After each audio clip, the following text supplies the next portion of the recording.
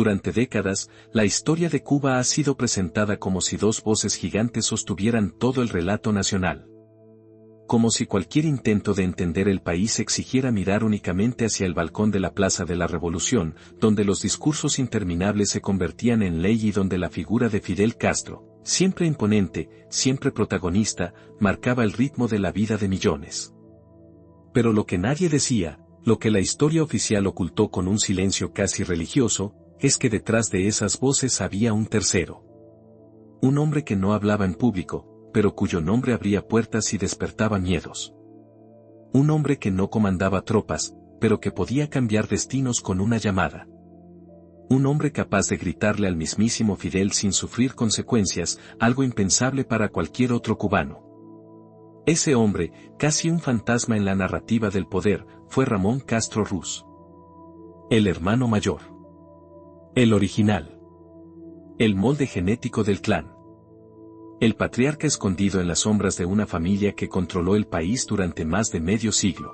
Y su historia, llena de contradicciones, secretos, excesos y lealtades imposibles, nunca fue contada como merece. Hasta hoy. Para comprender a Ramón, hay que abandonar las luces de La Habana y alejarse del mármol, los discursos y las plazas colosales. Hay que viajar mentalmente hacia el oriente cubano, hacia Virán, un microcosmos donde nació una de las familias más polémicas de la historia contemporánea. Allí, en la finca Manacas, donde la tierra era roja como el hierro y los amaneceres olían a caña y sudor, se forjó el carácter de los hermanos Castro. Fidel sería el heredero del sueño épico, el que veía el mundo como un tablero de ajedrez ideológico. Raúl sería la estructura, la disciplina, el orden militar. Pero Ramón fue el único que heredó el alma completa de Ángel Castro, el inmigrante gallego que llegó sin nada y construyó un latifundio a fuerza de terquedad, trabajo brutal y ambición sin límites. Ramón nació el 14 de octubre de 1924, en una casa donde el poder no se pronunciaba, sino que se ejercía. Desde sus primeros pasos aprendió a leer el cielo para adivinar la lluvia, a calcular el peso de la caña, a negociar con colonos, a mandar sobre cuadrillas de hombres endurecidos por el sol. Mientras sus hermanos menores ingresaban a escuelas jesuitas de élite en Santiago y La Habana, aprendiendo latín, filosofía y retórica, Ramón recibía otra clase de educación, la educación del campo, del machete, del negocio y del mando directo. Esa diferencia marcó dos universos mentales opuestos que coexistían dentro del mismo apellido. Fidel analizaba libros, estudiaba historia, debatía política, imaginaba revoluciones, Ramón revisaba cuentas, vigilaba vaquerías, supervisaba cosechas. Fidel soñaba con cambiar el mundo, Ramón con que no se enfermara el ganado. No obstante, lejos de ser un simple campesino acomodado, Ramón era extremadamente inteligente, astuto y consciente del poder. Entendía la psicología humana, sabía leer intenciones y tenía una habilidad natural para moverse entre personas influyentes sin llamar la atención. Durante los años 50, cuando la tensión política en Cuba alcanzó su punto más alto, esa habilidad sería decisiva. Cuando Fidel y su grupo fueron perseguidos tras el ataque al cuartel Moncada, cuando la dictadura de Batista convirtió sus nombres en prioridad para los servicios de inteligencia, Ramón quedó en una posición peligrosa, demasiado visible para ser ignorado, demasiado esencial para dejar de existir. Continuó administrando la finca familiar mientras los rebeldes se escondían en la Sierra Maestra, y desde ese llano estratégico organizó algo que pocas veces se menciona en profundidad. La red de apoyo logístico que permitió que la insurrección sobreviviera en sus primeros meses, cuando la hambruna, la falta de armas y la ausencia de recursos amenazaban con extinguirla antes de que pudiera crecer. Con una mezcla de valentía, descaro y sangre fría, Ramón utilizó la infraestructura capitalista que su padre había construido, camiones, tractores, almacenes, carreteras, como un sistema clandestino para suministrar a los guerrilleros de la montaña. Subía cargamentos de comida, botas, medicinas, combustible y, cuando era necesario, armas escondidas. La leyenda popular cuenta que incluso diseñó compartimentos secretos dentro de los tanques de combustible para transportar munición sin ser detectado.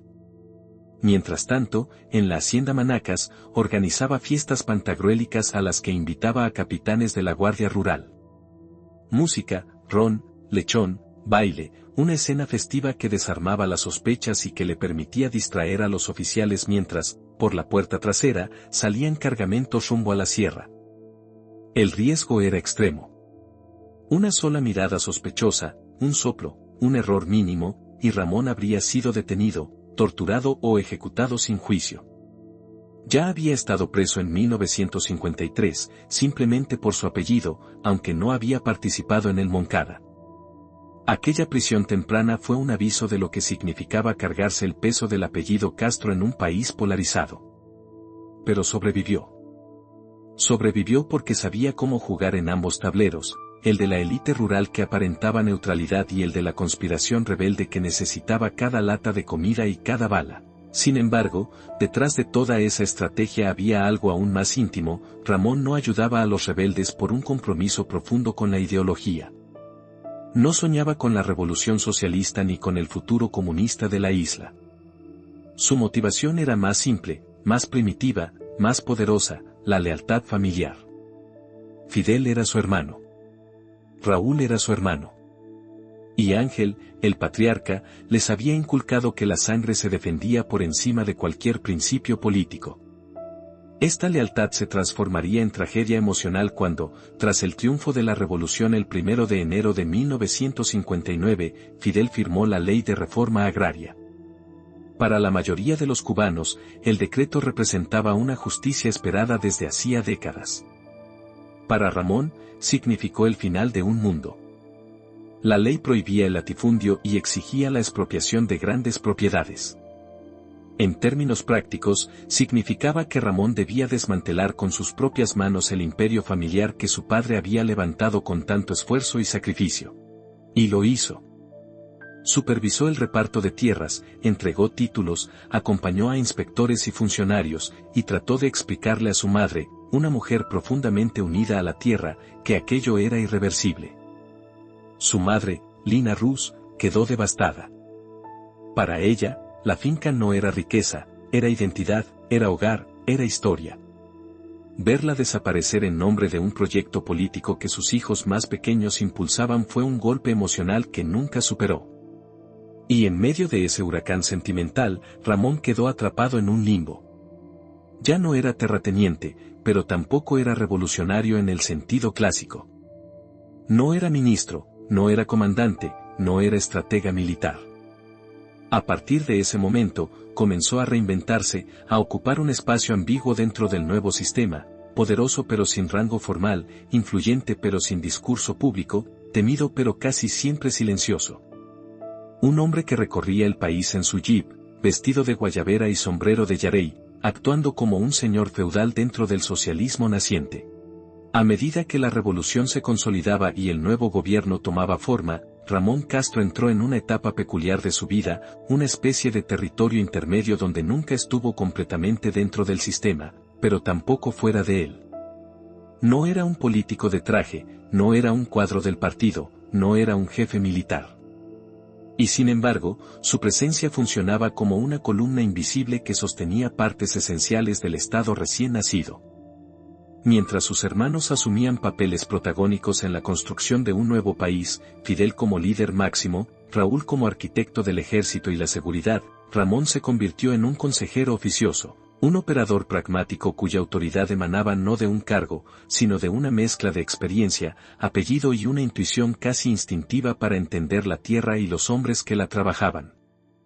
El país entraba en un periodo de transformaciones radicales, y en ese torbellino, Ramón encontró un nuevo espacio, la agricultura, un sector que se convertiría en su obsesión y también en su legado más polémico. Era común verlo recorrer campos infinitos en su viejo jeep soviético, cubierto de polvo hasta las cejas, conversando con campesinos, inspectores y administradores estatales. Su estilo contrastaba profundamente con la rigidez ideológica de los dirigentes comunistas. Donde otros hablaban de planes quinquenales, él hablaba de siembra tardía o de pastos agotados. Mientras los burócratas repetían consignas, Ramón señalaba con el dedo un tronco podrido y exigía saber por qué nadie lo había retirado. Su lenguaje era más directo, más terrenal, más brusco. Y aunque en público no tenía la notoriedad de sus hermanos, dentro de los ministerios agrícolas se hablaba de él casi con reverencia. como si fuera un espíritu tutelar que podía aparecer en cualquier vaquería sin aviso y poner orden a su manera. Pero si el Ramón agricultor era respetado por su pragmatismo, el Ramón hombre, el personaje de carne, vicio y sangre caliente, era fuente constante de historias que circulaban por toda la isla. A diferencia de la severidad casi monástica que Fidel intentaba transmitir en su imagen pública, Ramón se comportaba como un bon vivant caribeño, amante del buen ron, de las comidas abundantes, de las tertulias largas y de la compañía femenina. Su fama de mujeriego se convirtió en parte del folclore nacional, y aunque la prensa oficial se cuidaba de no mencionarlo jamás, en las calles se murmuraba que Ramón había heredado no solo el apellido de Ángel Castro, sino su apetito insaciable por la vida. Las historias, mezcla de rumor, mito y verdad, se transmitían de boca en boca, amores fugaces con campesinas, romances prohibidos con funcionarias, hijos no reconocidos dispersos por zonas cañeras. Lo fascinante es que, lejos de provocarle rechazo al pueblo, estas historias lo humanizaban. Mientras el gobierno exigía sacrificio, disciplina y moral revolucionaria, Ramón parecía vivir según reglas propias, como un señor antiguo amparado por un privilegio tácito, el privilegio de ser el hermano mayor. Ese contraste entre discurso y vida creaba un personaje ambiguo, casi literario. Ramón no se escondía. No fingía una austeridad que no sentía. No pretendía encarnar al hombre nuevo que el Che Guevara proclamaba. Era, simplemente, él mismo, un hombre con vicios viejos, gustos intensos y una presencia imponente que descolocaba a quienes lo conocían por primera vez. Y sin embargo, esa humanidad cruda era la que lo hacía, paradójicamente, más cercano al pueblo que sus propios hermanos. La gente podía imaginarse bebiendo un trago con Ramón, jamás podrían imaginar lo mismo con Fidel. Pero detrás de esa imagen pintoresca existía un Ramón obsesivo, trabajador incansable y convencido de que Cuba podía alcanzar la autosuficiencia agrícola si se aplicaban ciertas ideas que él consideraba visionarias. Su proyecto más ambicioso, y el que marcaría su nombre para siempre, fue la transformación radical de una vasta región entre La Habana y Matanzas, conocida posteriormente como los Valles de Picadura. Su sueño era descomunal, convertir a Cuba en una potencia mundial de producción lechera, desarrollando una raza de ganado resistente al trópico pero con la productividad de las mejores vacas europeas. Fidel, que veía en su hermano una mezcla de intuición campesina y genialidad práctica, le otorgó un cheque en blanco para ejecutar ese proyecto. Lo que ocurrió después es una de las historias más extraordinarias y más desmesuradas de la economía socialista cubana. Ramón ordenó construir carreteras asfaltadas que serpenteaban entre colinas antes cubiertas de maleza. Mandó levantar pueblos completos para los trabajadores, escuelas, cines, policlínicos, áreas deportivas. Pero lo más impresionante fueron las vaquerías, instalaciones enormes, diseñadas con una estética casi futurista, techos de tejas francesas, maderas preciosas, sistemas de ordeño modernos y estructuras que parecían más centros turísticos que establos. En aquel mundo aislado, las vacas vivían en condiciones mejores que muchos ciudadanos cubanos. El sueño genético estaba en marcha. La meta técnica era gigantesca, producir un tipo de ganado híbrido que combinara la resistencia del cebú con la productividad láctea de la Holstein. Ramón recorrió el mundo, envió especialistas, importó tecnologías, experimentó durante años en busca de la fórmula perfecta. Por un tiempo, bajo el paraguas económico de la Unión Soviética, todo parecía posible. El combustible, los fertilizantes, los piensos, los repuestos, todo llegaba a Cuba en barcos interminables que mantenían a flote la utopía ganadera. Valles de Picadura se convirtió en el feudo personal de Ramón. Presidentes extranjeros, funcionarios de países aliados, científicos y curiosos eran llevados en su jeep para presenciar aquel milagro tropical. La propaganda lo presentaba como un triunfo técnico sin precedentes, un ejemplo de lo que el socialismo cubano era capaz de lograr cuando unía voluntad política y ciencia aplicada. En el centro de esa euforia apareció un símbolo, ubre blanca. Una vaca extraordinaria, una anomalía genética que producía cantidades de leche nunca vistas en la isla. Vivía rodeada de cuidados extremos, un establo climatizado, dietas diseñadas por especialistas, música instrumental para relajarla, guardia militar permanente. Se convirtió en cuestión de Estado. La meta era romper récords mundiales. Y en 1982, cuando produjo 109,5 litros en un solo día, la propaganda alcanzó su clímax. Fidel mencionó a la vaca en discursos multitudinarios. Ramón aparecía en televisión orgulloso, acariciando al animal, explicando su alimentación y celebrando cada litro como si fuera una victoria estratégica. Pero esa gloria tenía un costo invisible. Ubre Blanca vivía sometida a una explotación intensa, ordeñada con una frecuencia antinatural, empujada al límite biológico. Cuando murió, agotada y enferma, el Estado le rindió honores casi militares. Fue disecada, colocada en un sarcófago climatizado y convertida en monumento. Y aunque los discursos continuaron celebrando el milagro genético, Ramón sabía que la vaca era un símbolo frágil, casi artificial, sostenido por una maquinaria económica que no podía durar para siempre. Y no duró. Cuando la Unión Soviética colapsó, cuando los barcos dejaron de llegar, cuando el país entró en el llamado periodo especial, la utopía se desmoronó con una rapidez brutal. Las vacas de alto rendimiento, incapaces de sobrevivir sin piensos importados, dejaron de producir o murieron. Las instalaciones majestuosas comenzaron a deteriorarse. Techos que caían, máquinas oxidadas, madera podrida, pastizales invadidos por el marabú. Los valles de Picadura, aquel sueño que había devorado millones del presupuesto nacional, se convirtieron en esqueletos silenciosos, ruinas que todavía hoy pueden verse desde la carretera. Era el fin de la gran ambición ganadera de Ramón. Un castillo de utopía derrumbado por el peso implacable de la realidad económica. El derrumbe de los valles de Picadura dejó en Ramón una herida silenciosa, una mezcla amarga de frustración, orgullo roto y resignación. Durante años había recorrido esa región con la misma energía imparable de un patriarca que cree poder domar la naturaleza a fuerza de voluntad. Había apostado su nombre, su reputación y su entendimiento del mundo campesino a esa utopía ganadera. Pero cuando el andamiaje económico que la sostenía se evaporó con la caída de la Unión Soviética, no quedó más que un paisaje de ruinas que parecían monumentos involuntarios a la obstinación humana. Sin embargo, el fracaso nunca se mencionó públicamente. La prensa oficial prefirió hablar del bloqueo, del clima, de factores externos, de cualquier cosa excepto de un error estructural, la dependencia absoluta de un modelo artificial que nunca fue sostenible. Y Ramón, aunque consciente de ese fracaso, jamás lo admitió abiertamente. Siguió defendiendo hasta el final la dignidad de su proyecto, como si la historia lo juzgara por intenciones más que por resultados. Este periodo coincidió con un distanciamiento emocional que ya venía gestándose desde años atrás entre los hermanos. No un distanciamiento afectivo completo, sino una tensión permanente producto de sus constantes discusiones. Diversos testigos, escoltas, colaboradores, funcionarios, han asegurado que Ramón era el único ser humano en Cuba que se permitía gritarle a Fidel. No por falta de respeto, sino porque ambos compartían un carácter volcánico, una terquedad innata y una confianza construida desde la infancia. Las discusiones solían girar en torno a temas agrícolas, Fidel proponía experimentos ambiciosos, a veces irreales, Ramón, con su experiencia práctica, se los desmontaba sin rodeos. Le decía que ciertas siembras no eran viables, que tal variedad de pasto no crecería, que aquel cordón de árboles en La Habana era una locura técnica. Pero Fidel raramente escuchaba.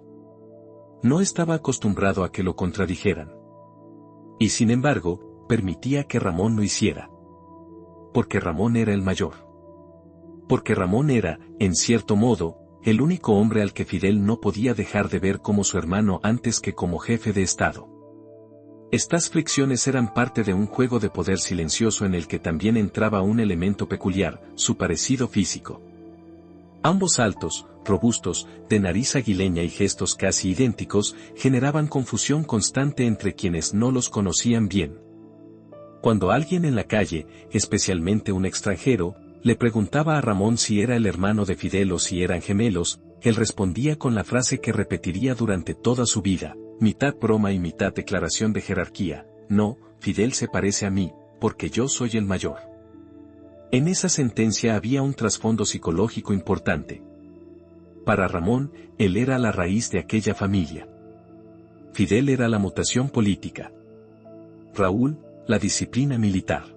Y él, Ramón, era el modelo original, el heredero directo del espíritu terrateniente que había definido a los Castro mucho antes de que existiera la revolución.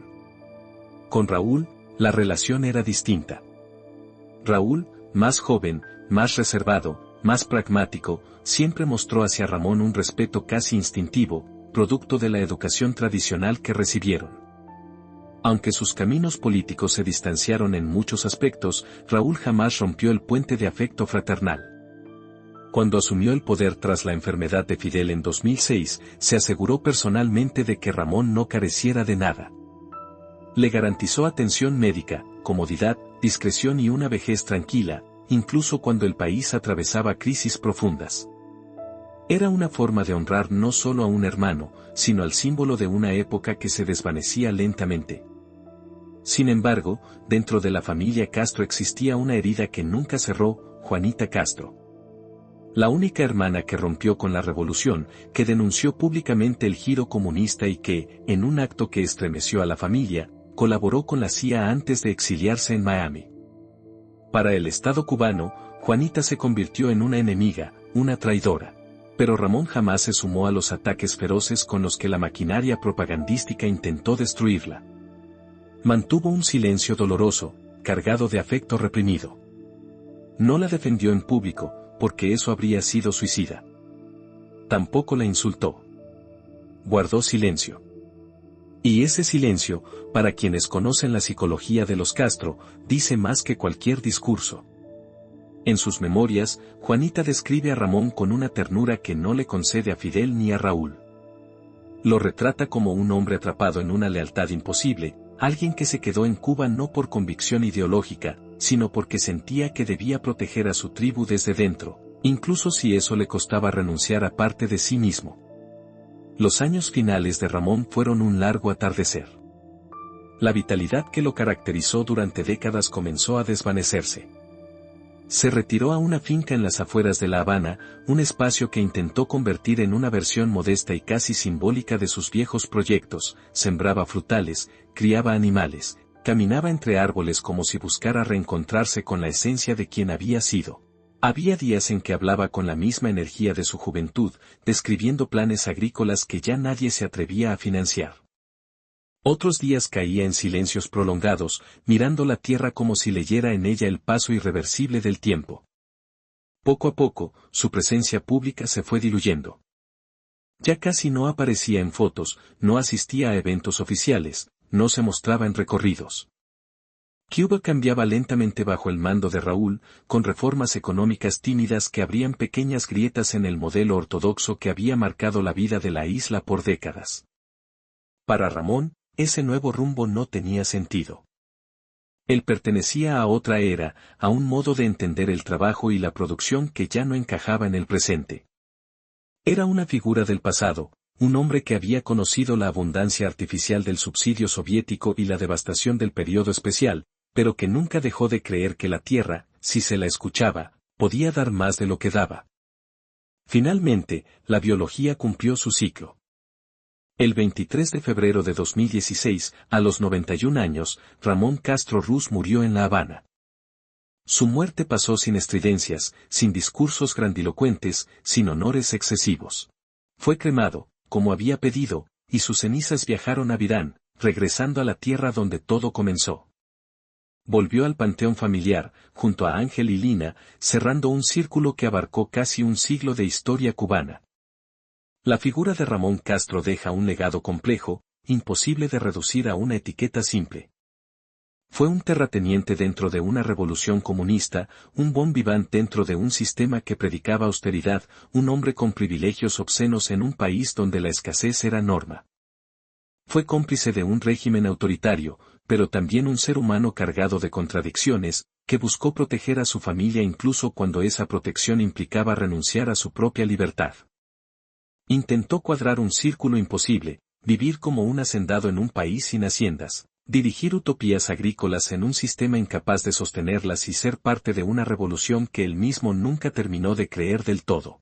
Para muchos cubanos, Ramón era el Castro que se podía tocar, con el que se podía hablar sin miedo, el que tenía defectos, vicios, carcajadas y silencios incómodos. La gente chismeaba sobre él sin temor al castigo, porque era el único miembro visible del clan que parecía humano, mortal, imperfecto. Y quizás, en ese detalle, en esa humanidad contradictoria, reside su papel simbólico. Mientras Fidel se convirtió en estatua, en bronce, en mito, Ramón permaneció en la memoria popular como un hombre de carne real, con luces y sombras, con sueños desmedidos y fracasos monumentales, con un profundo amor por su sangre y una visión del mundo moldeada por la tierra más que por la ideología. Hoy, al mirar toda esta historia con la distancia del tiempo, la figura de Ramón Castro aparece como un recordatorio incómodo de lo que Cuba fue y de lo que pudo haber sido. No encajaba del todo en el molde revolucionario ni en el mundo terrateniente que lo vio nacer, y quizá por eso su vida terminó convertida en un territorio lleno de sombras, excesos, silencios y decisiones que marcaron a toda una generación. Ramón vivió entre privilegios que ningún cubano común podía soñar, pero también cargó con un vínculo familiar que a veces parecía más una condena que un honor. Su historia, tan humana como contradictoria, sigue siendo una pieza indispensable para entender los secretos más profundos de la Cuba contemporánea. Y ahora que has llegado hasta aquí, quiero hablarte directamente. ¿Conocías esta versión de Ramón Castro? ¿Crees que sus proyectos agrícolas habrían cambiado algo si hubieran sido sostenibles, o fueron simplemente el capricho de una familia que trató al país como su finca personal? Me interesa saber tu opinión, tu mirada, tu experiencia. Estas historias también te pertenecen a ti. Si este relato te hizo pensar, si sentiste que aquí descubrimos algo que casi nunca se cuenta, entonces te invito a unirte a esta comunidad. Suscríbete a Secretos Oscuros de Cuba y activa la campanita para que no te pierdas los próximos capítulos que estamos preparando. Comparte este video con quien crea conocer la historia de Cuba, porque te aseguro que aún quedan muchas verdades escondidas bajo la superficie. Gracias por estar aquí. Nos vemos muy pronto, en otro secreto que durante demasiado tiempo permaneció en la oscuridad. En Secretos Oscuros de Cuba, seguimos abriendo puertas que otros prefieren mantener cerradas.